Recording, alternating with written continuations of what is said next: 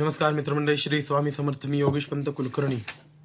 तर भरपूर जणांचे मला फोन आले होते की चंद्रग्रहण कधी आहे किंवा होळी कधी आहे, होळी कधी साजरी करायची, या संदर्भामध्ये भरपूर जणांचे मला फोन आले होते. काही कारणास्तव मला व्हिडिओ टाकण्यासाठी उशीर होतोय, तर त्याबद्दल थोडीशी माहिती देतोय, व्यवस्थित ऐकून घ्या.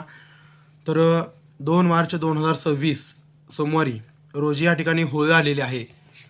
तर या होळी साजरा करण्याचं कधी आहे, तर सूर्यास्तानंतर आपण कधीही होळी साजरी करू शकता. भद्रा आणि या होळीचा काहीही संबंध नाही आहे. तसेच दिनांक 3 मार्च 2026 वार मंगळवार या दिवशी धुलीवंदन आणि चंद्रग्रहण हे दोन्ही एकत्रित आलेले आहेत. या दिवशी ग्रहणाचा वेध हा सूर्योदयापासून जरी सुरू होत असला तरी सकाळी 11 वाजल्यापासून सर्वांनी वेदाचे नियम पाळायचे आहेत.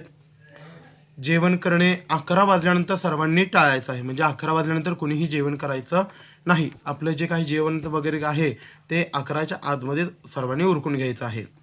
आणि दुपारी 3:20 संध्याकाळी 6:48 हा बालवृद्ध, आजारी, अशक्त व्यक्ती आणि सर्व गर्भवती स्त्रियांनी हे ग्रहण सर्वांनी पाळायचं आहे.